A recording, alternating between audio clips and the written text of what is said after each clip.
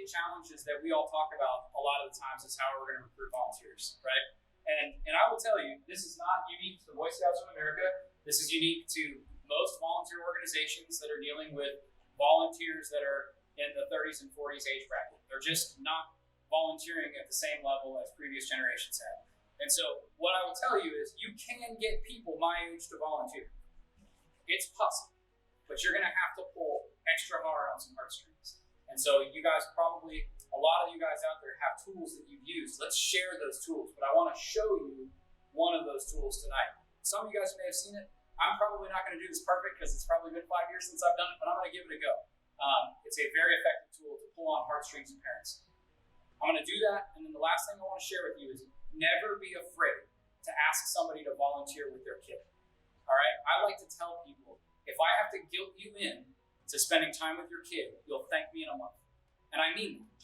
If you have that conversation to recruit Jonathan to be a leader so he can be there with his daughter while she spends time in Scout, a month from now he's going to come back and say, thank you so much. I didn't realize I was missing this much valuable time with my kid. All right? So we're going to try the tape. I'm going to give you that side. And Jonathan, you mind coming up over here holding this one? There you go. All right.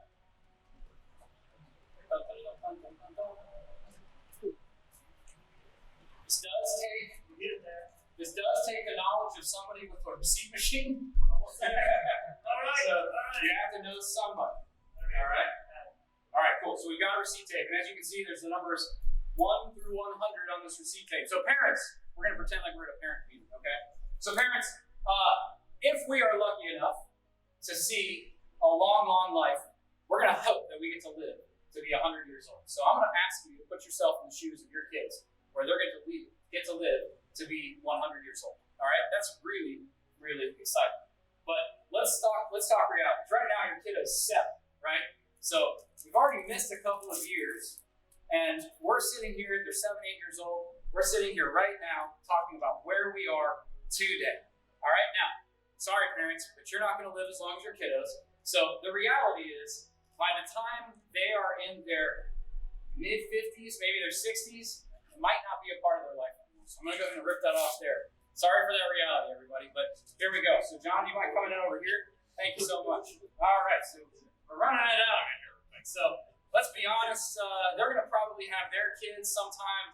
Right now, I think the average age is in the mid-30s for parents to have kids, so we'll go here to like 34 right here. So we're going to go out to that because, quite frankly, by the time they have kids, they might not have time for you anymore, parents. And let's be really, really honest.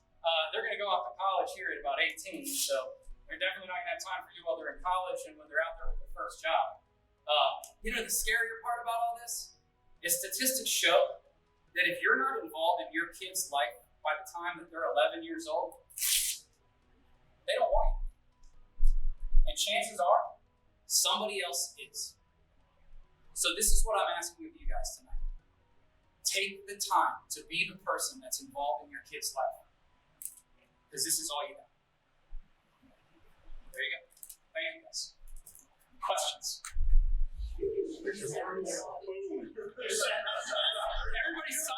quiet. That's not what I want. But it's impactful, right? That's the point of it. What's that? There you go. There you go. Sorry to make everybody so sad. Sorry about that, Rachel. Useful tool, though, right? It's something that you can use. Again, if I have to guilt you into spending time with your kid, you'll thank me in a month. I say that over and over and over again because you don't want to be on the other side of that 11. A lot of that goes away really quick. I know we've been focusing in on the PAC recruitment and young parents and all that, but what you said earlier is something that we say, if you want to have somebody to work on the district, and maybe older folks, but the same concept is if you ask somebody to do good in the community, you're asking somebody to volunteer to have an opportunity to do some good in the community. Don't feel bad about giving them that opportunity.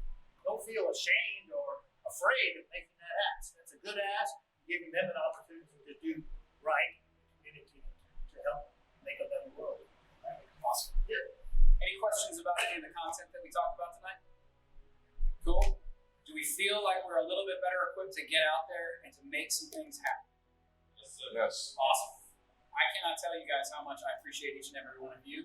All my professional teams, vitamin C, lots of coffee. We're going to be out. We're going to be hustling.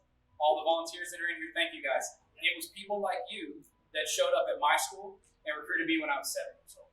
So without you guys, none of this happens. So thank you guys so much for that. So John, I'm going to turn it over to you for closing us out. Well, I appreciate it. I don't know if I shared the story with you all the other day. I had a recent experience involved with Eagle Scouts. I sat in on a board review for an Eagle Scout, and we went through the questions and how you do it. And one of the things I asked him is, "What do you plan on doing in scouting? How do you see yourself involved in scouting? You're Eagle Scout, 5 years, 10 years, whatever." And he didn't blink. He immediately answered back and said, "I'm going to be a Cub Master. I'm going to be a Cub Master right away." And I thought, well, that's great. And we moved on, and he passed his board. He became an Eagle Scout. And then 2 or 3 weeks later, I attended his Court of Honor. And he's an interesting guy. So he didn't tell his mom that he was going to ask. His mom would come up during the ceremony and speak. So his mom came up and had to speak off the cuff. Didn't have any prepared statement. And so she just started talking about how he got involved with scouting. And she went back to how he was asked. And so we went back to at school. Somebody came in with a full uniform and got the kids animated, and he had a campaign hat on, and he had his socks with red on it, the old-fashioned socks, and he was out there, and the kid gravitated to this adult and told his mom, "I want to be in that pack, and I want to do that." And that guy was the Cub Master of the pack. And when the Cub Master moved with his sons to a troop, he followed along and went to that same troop. Well, it was during that story that I made the connection that why that scout told me he wanted to be a Cub Master. Because he was stuck from day one that person who made the pitch to him at school was a Cub Master, and he was following his Cub Master around the whole time. He wanted to be just like him. And so you never know where the next Cub Master is going to be. And when you're out there talking to them, you don't know what kind of impact you're going to have on their lives. You make the ask, they could be the next Eagle Scout, be the next Cub Master, Scoutmaster, Distinguished Eagle, President of the United States, who knows?